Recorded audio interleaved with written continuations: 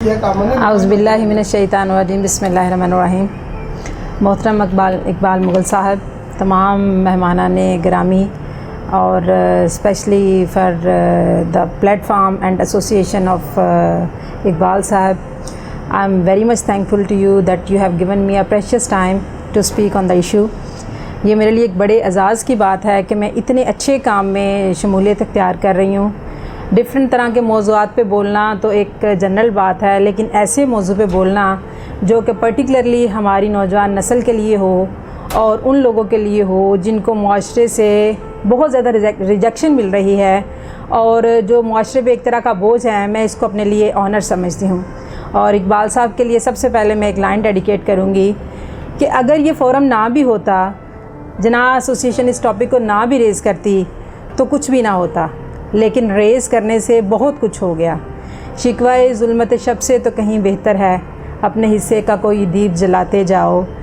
No doubt कि खुद जाके तो इन पे एक्शंस नहीं करेंगे, लेकिन जो ये काम कर रहे हैं, जिस तरह ये आगे ही दे रहे हैं, जिस तरह से इन्होंने प्रोग्राम किया, तो ये बहुत अच्छा दीप जला रहे हैं और डेफ़िनेटली ये रोशनी इस शहर को मुनव्वर करेगी और अल्लाह ताला इनके अच्छे कामों में इस काम को भी ज़रूर लिखेंगे कि इन्होंने इस तरह से लोगों को बुलाया, एक्सपर्ट्स को बुलाया और इतने अच्छे मौजू पे इन्होंने सबका इजहार ख़याल सुना और बातचीत की। अब हम बात करते हैं अपने मौजू पे कि मंशियात का आलमी दिन। किसी भी मुल्क के लिए, कौम के लिए उसका असल मुस्तकबिल उसके नौजवान होते हैं।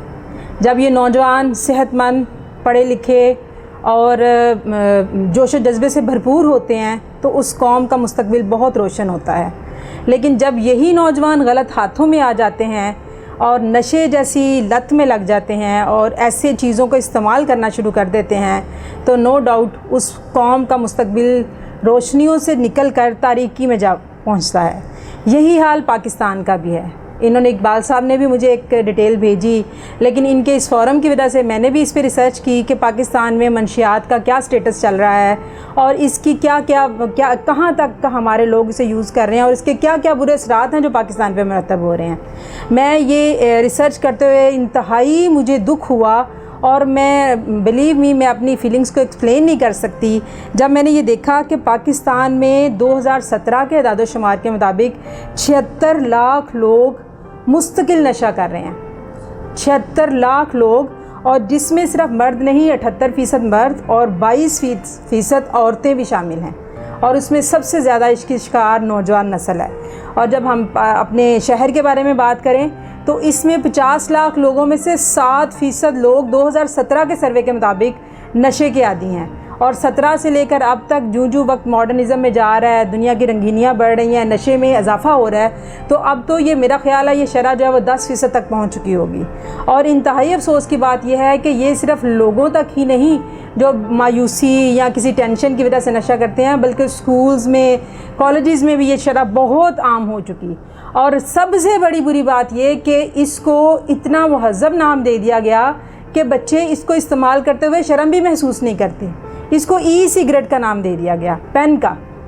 बच्चों के पास यही चीज़ें एक पेन की सूरत में मौजूद हैं और वो उन्होंने अपने बैग्स में रखी हुई हैं और वो उसके साथ फ्लेवर, जिसे फ्लेवर वाला बोलते हैं, सिगरेट बोलते हैं, और ये ई सिगरेट जिसे बोलते हैं, वो यूज़ कर रहे हैं अपने फंक्शंस पे, अपने टूर्स में। जब मैंने इस पे रिसर्च की तो मेरी अकल मैं हैरान और परेशान हो गई कि कराची में कितने ज़्यादा ऐसे गैंग्स पकड़े गए जो होम डिलीवरी कर रहे थे नशे की।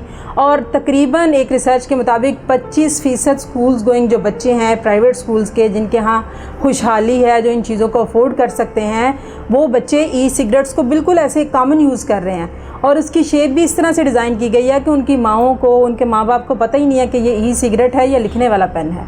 ये सूरत हाल इस मुल्क में नशे के साथ की जा रही है। अब इस नशे में मुख्तलिफ़ तरह की चीज़ें हैं, अफ्यून, बांग, मुख्तलिफ़ तरह की चीज़ें, सिरिंज इस्तेमाल हो रही है जो बहुत से और मसाइल को जन्म दे रही है। अच्छा, इस सारी रिसर्च के बाद मैं ये सोच रही थी कि हम मुसलमान हैं और पाकिस्तान में हम रहते हैं जिसे इस्लाम का किला भी कहा जाता है, और इस्लाम मज़हब को मानने वाले, जिसके बारे में गैर मुस्लिम जो हैं वो बहुत ही ऊंची और बड़ी ही आला राय रखते हैं। एक अंग्रेज़ कानूनदान जिसका नाम बिन ताम है, उसने लिखा कि इस्लामी शरीयत के बेशुमार खूबियाँ हैं, लेकिन एक खूबी ये है कि इसमें नशा और शराब हराम है। हमने देखा कि जब इस नशे को अफ्रीका वालों ने किया तो पागलपन उनकी नस्लों में सरायत करने लगा। اور جب اس نشے کو یورپ کے لوگوں نے استعمال کرنا شروع کیا تو ان کی عقلوں میں تغیر آنا شروع ہو گیا. لیکن اسلام ایک ایسا مذہب ہے جس نے اس نشے کو ام الخبائث اور ام الفواحش یعنی تمام برائیوں کی جڑ اور تمام بے حیائیوں کی جڑ قرار دیا. اسی طرح حضور صلی اللہ علیہ وسلم نے ایک موقع پر کہا کہ جس طرح درخت کی شاخیں نکلتی ہیں اسی طرح شراب والی چیزوں سے بھی برائیاں جنم لیتی ہیں. جب ہمارے مذہب میں اس چیز کے بارے میں اتنے کھلے بیانات ہیں، اتنی کھلی وضاحت ملتی ہے، تو پھر یہ پاکستان جس کو ہم اسلام کا قلعہ کہتے ہیں اس میں یہ نشہ اتنا عام کیوں ہو گیا؟ جب میں نے اس چیز پہ ریسرچ کرنا شروع کی، اس کو دیکھنا شروع کیا، تو مجھے پتہ چلا کہ یہ سب کچھ اس لیے ہوا کہ ہم مذہب سے دور ہو گئے. ہمارا مذہب ہمیں عبادات، ایمانیات، معاملات، ہر معاملے میں بڑی اچھی انفارمیشن دیتا ہے، لیکن انفارچونیٹلی ہم نے عبادات کو تو پکڑ لیا. ہم نماز نہ پڑھیں تو ہمارے دل میں یہ تو آتا ہے کہ میں نے ایک اچھا کام نہیں کیا، اللہ تعالیٰ مجھے برا سمجھے گا. لیکن ہم نے اپنے ایمانیات اور معاملات میں جب روگردانی کی اس کی طرف سے، یا اس کو جب وائلیٹ کیا، تو ہمارے ضمیر نے ہمیں کوئی انڈیکیشن ہی نہیں دی، ہمیں فیل ہی نہیں ہوا کہ ہم نے کچھ غلط کیا ہے. اب ایمانیات کیا ہے؟ ایمانیات یہ ہے کہ میں جل رہا ہوں اور میرے آگے سمندر ہے، تو میرا خدا اس میں سے راستہ نکالے گا. اور جو انسان اپنے رب سے رشتہ جوڑ لیتا ہے، اللہ تعالیٰ اسے کبھی ٹوٹنے نہیں دیتا. ہم نے اپنی اس نسل کی تربیت کرتے ہوئے ان کے اندر سے اس ایمانیات کے پورے چیپٹر کو ہی نکال دیا. اور اس کا نتیجہ کیا نکلا؟ اس کا نتیجہ یہ نکلا کہ جب بھی کسی پہ کوئی ٹینشن، کوئی پریشانی، کوئی ڈپریشن، کوئی ریجیکشن، کوئی مایوسی آئی، تو اس نے اپنی تسکین نشے میں پائی. جو تسکین اسے رب کے ساتھ تعلق رکھنے میں اور رب کے ساتھ جڑ کے ملنی تھی، وہ تسکین اس نے نشے میں ڈھونڈنا شروع کر دی، اور یہی تسکین اسے دین و دنیا سے فارغ کر گئی. اب ہم اگر بات کریں کہ اس نشے کی برائیاں کیا ہیں، تو اس میں حضور صلی اللہ علیہ وسلم کی زندگی سے ایک بڑا ہی پیارا واقعہ کوٹ کروں گی کہ ایک دفعہ آپ صلی اللہ علیہ وسلم اپنے صحابہ کرام میں تشریف فرما تھے، اور انہوں نے فرمایا کہ تم میں سے پہلے ایک نیک شخص تھا جس نے دنیا سے روگردانی کر کے خلوت نشینی اختیار کی ہوئی تھی. ایک بدکار عورت کو اس پہ جو ہے اس کا دل آ گیا، اس نے چاہا کہ میں اس کو جو ہے اس خلوت نشینی سے نکالوں اور اپنی طرف راغب کروں. تو اس نے اپنے غلام کو بھیجا اور کہا کہ جاؤ اس شخص کو میرے گھر لے کے آؤ. کوئی وجہ اس نے ایسی تلاش کر لی، اس کا غلام گیا، اس نے جا کے ان شخص سے کہا، نیک آدمی سے کہا، بزرگ سے کہا کہ آپ کو وہ فلاں عورت بلا رہی ہے. جب وہ اس کی طرف گئے تو اس نے اندر سے دروازہ بند کر لیا اور اس نے کہا کہ تمہارے پاس بچنے کے 3 راستے ہیں، یا تو تم میرے ساتھ بدکاری کرو، یا اس غلام کو جو میرا غلام ہے اس کو قتل کر لو، یا پھر یہ شراب کا ایک جام ہے اس کو پی لو. تو اس نے سوچا، نیک آدمی تھا، اللہ تعالیٰ کی عبادت کرنے والا تھا، تو اس نے سوچا کہ میری نجات اس میں ہے کہ میں ان 2 بڑے گناہوں سے بچ جاؤں اور یہ میں شراب کا جام پی لوں. انہوں نے ایک جام پیا، نشے میں آ گئے، انہوں نے ایک اور پیا اور اس نشے سے دھت ہو کر پھر انہوں نے اس عورت سے بدکاری بھی کی اور اس لڑکے کو بھی قتل کر دیا. اس سے ہمیں یہ پتہ چلا کہ یہ جو نشہ اور شراب ہے یہ ہمیں صرف 1 یا 2 گناہ تک محدود نہیں رکھتا، یہ ہماری گناہوں کی لسٹ کو بہت دور تک لے جاتا ہے اور ہمیں دین و دنیا دونوں میں رسوا کرتا ہے. اب اس سے ہم نے نکلنا کیسے ہے؟ اس سے نکلنے کے لیے تو ہمیں انفرادی، اجتماعی ہر لحاظ سے کوشش کریں گے تو نکلیں گے. انفرادی طور پہ یہ کہ سب سے پہلے اس نشے کے شکار وہ لوگ ہوتے ہیں جو اپنے خاندان سے ریجیکٹڈ ہوتے ہیں، جو مائیں اپنے بچوں کی تربیت پہ دھیان نہیں دیتی، جو گھر والے اپنے بچوں کو ٹائم نہیں دیتے، یا جو گھر والے اپنی باقی فیملیوں کو ٹائم نہیں دیتے. جب وہ بچے گھر سے ریجیکٹ ہوتے ہیں اور معاشرے میں غلط لوگوں کے ہاتھ چڑھ جاتے ہیں تو ڈیفینیٹلی وہ اس جیسی نشے کی اور اس جیسی دوسری چیزوں کا شکار ہوتے ہیں.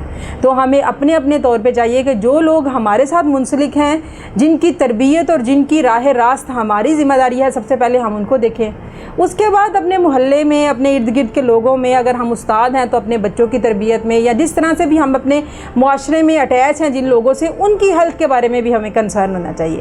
بہت سے لوگوں کو میں نے یہ دیکھا، وہ کہتے ہیں اچھا ٹھیک ہے نشہ کر رہا ہے تو یہ فلاں کا لندہ ہے، ہمارا اس سے کیا جاتا ہے. لیکن ہمارے بچوں نے بھی بڑے ہو کے کل کو انہی کے ساتھ بیٹھنا ہے. وہ ڈائریکٹ چاہے ہمارے ریلیشن میں ہو یا نہ ہو، کل کو ہمارے بچے بھی تو اسی معاشرے کا حصہ بنیں گے نا. تو اپنی ذات کے بعد اپنے محلے کے ساتھ اپنے باقی ایریاز میں، اور ایریاز کے بعد پھر ہمارے ادارے آتے ہیں جس میں ہاسپٹلس ہونے چاہیے. ہاسپٹلس اب ریہیبلیٹیشن سینٹرز جہاں پہ جا کے ان کا علاج ہوتا ہے نشے والے لوگوں کا، وہ اتنے مہنگے ہیں کہ وہ عام بندے کی اپروچ میں ہی نہیں ہے. تو ہمارے ساتھ بڑے سارے لوگ بیٹھے ہیں، یہ ڈرگز والے بیٹھے ہوئے ہیں، باقی لوگ ہیں.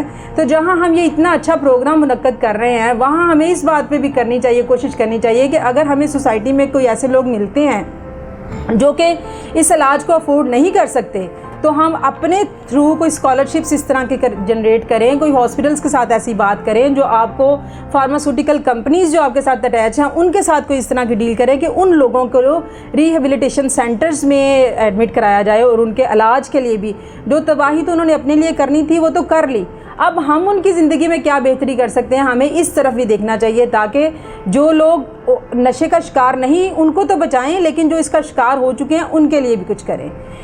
اس کے ساتھ پھر بعد میں ذمہ داری آ جاتی ہے پولیس والوں کی اور باقی اداروں کی، وہ سب بھی اپنی جگہ پہ کام کر رہے ہیں، لیکن میرا خیال یہ ہے کہ اگر ہم انفرادی طور پر بھی آج کے بعد اپنے ساتھ جو کام کرنے والے لوگ ہیں ان کے اندر یہ شعور اور فہم پیدا کریں اور اپنے طور پہ کوشش کریں، تو ہم کافی حد تک اس برے جو نسور معاشرے میں پھیل رہا ہے اس سے بچنے کی تدابیر کر سکتے ہیں. Thank you. میں بہت شکر گزار ہوں ان کی اقبال صاحب کی اور ان کی جناب ویلفیئر فاؤنڈیشن کی کہ انہوں نے مجھے ٹائم دیا اور میں نے آ کے اس موضوع پہ بات کی. اللہ تعالیٰ ہمیں، ہمارے بچوں کو، اس ملک کو اور سب کو اپنے حفظ و امان میں رکھے اور اس جیسے موذی اور جان لیوا عادتوں سے بچا کے رکھے. آمین ثم آمین.